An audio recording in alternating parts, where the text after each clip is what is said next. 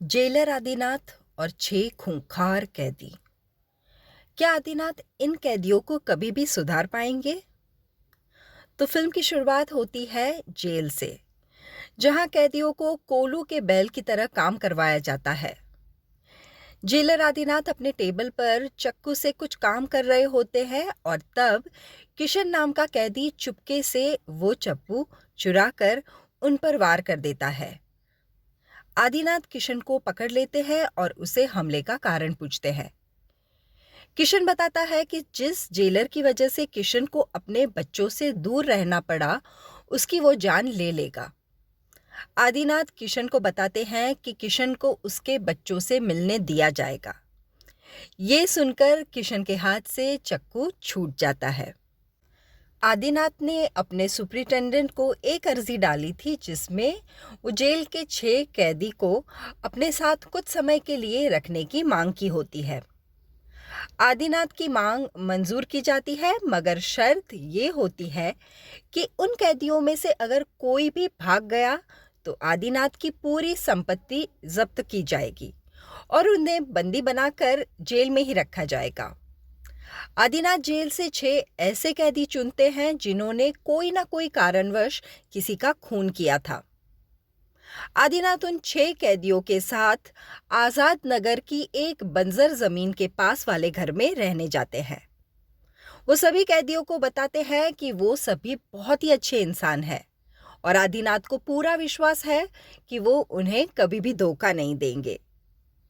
खाना खाने के बाद सभी कैदी सो जाते हैं, तब आदिनाथ कमरे का ताला भी नहीं लगाते और ये देखकर सारे कैदी चौंक जाते हैं।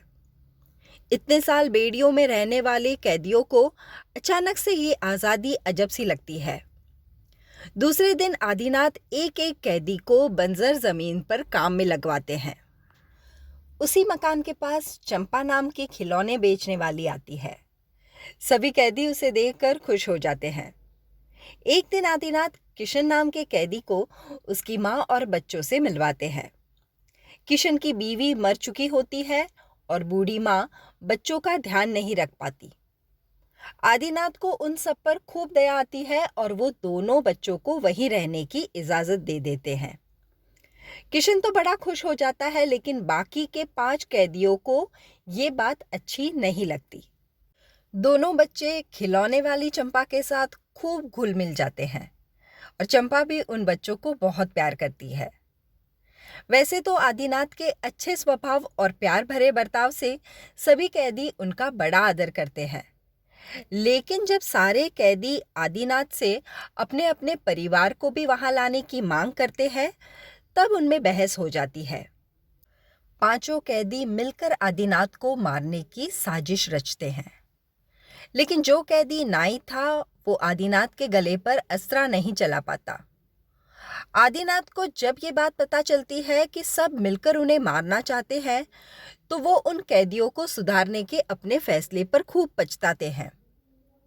किशन अपने दोनों बच्चों को घर से निकाल देता है और ये देख 5 कैदियों को अपनी भूल का एहसास होता है।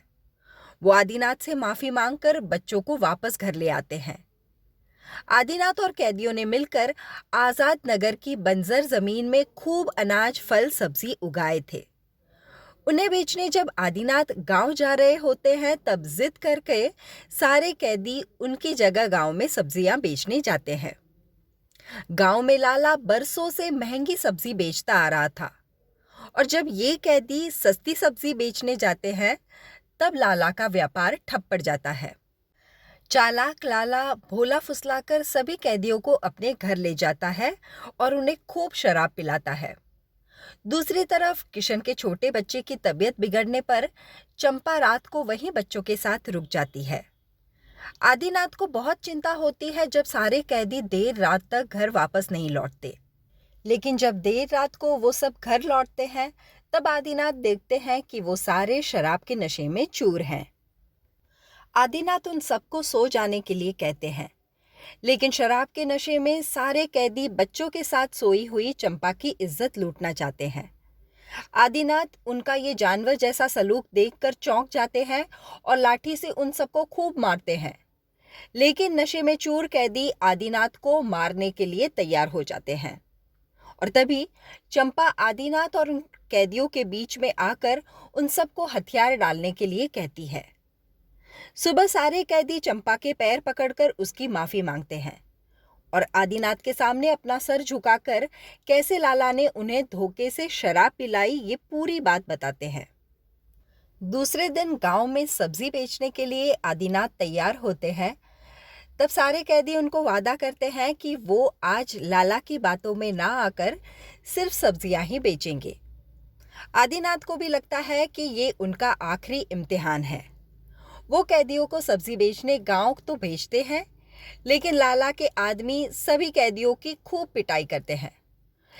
लेकिन तभी चंपा उन सब के बीच में पड़कर उनको वहां से छुड़वाती है। सारे खूनी खूंखार कैदी आदिनाथ की वजह से इतने सुधर गए हैं कि इतनी मार पड़ने के बावजूद भी उन्होंने किसी पर भी अपना हाथ नहीं उठाया। ये बात जब आदिनाथ को पता चलती है तब उन्हें एहसास होता है कि उनका इन कैदियों को सुधारने का मिशन कामयाब हो गया। अधमरी हालत में सारे कैदी घर वापस लौटते हैं, लेकिन लाला के आदमी आदिनाथ के खेत में आग लगाकर सारे बैल गाय छोड़ देते हैं। ऐसे ही एक बैल से कैदी को बचाने के लिए आदिनाथ अपनी जान पर खेलकर उस बैल के साथ हाथापाई करते हैं और इसी हाथापाई में आदिनाथ की जान चली जाती है।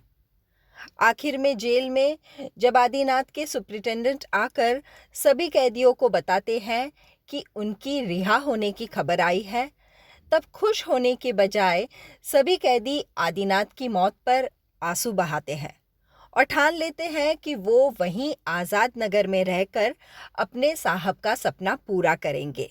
तो ये थी क्लासिकल मूवी दो आंखें 12 हाथ की कहानी। ऐसी ही नई पुरानी हिंदी मूवीज की कहानियों के लिए please do subscribe to my channel popcorn time with Vandana. धन्यवाद।